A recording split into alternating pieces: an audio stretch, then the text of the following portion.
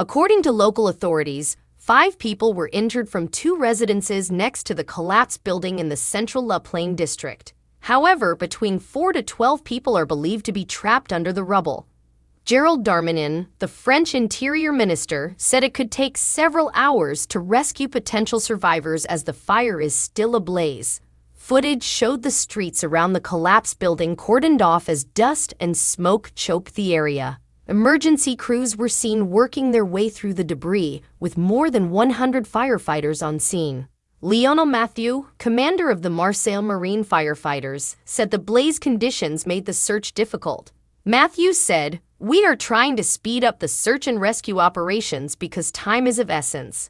But the search dogs cannot keep up in the heat." Benoit Payan, the Marseille mayor, told local media one building had collapsed on Sunday morning. He said it was extremely difficult to control. The firefighters are judging minute by minute how best to put out this fire because there were potentially people alive inside. At the moment, we are clearing the buildings next door, taking care not to endanger the people who could be beneath the rubble.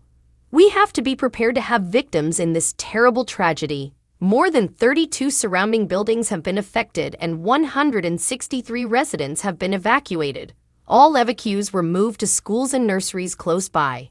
Christophe Mermond, the regional prefect, told AFP there were strong suspicions that an explosion caused the collapse, possibly from a gas leak. A food vendor working on the street at the time of structural collapse said everything shook during what sounded like an explosion. The man said, "We saw people running and there was smoke everywhere." Another resident, Giles, said the sound of the crash was huge. Giles said, "It sounded like an explosion." Authorities reportedly ruled out structural issues in the collapse. President Emmanuel Macron paid respect to the residents involved. Macron said, "I am thinking of those affected and their loved ones."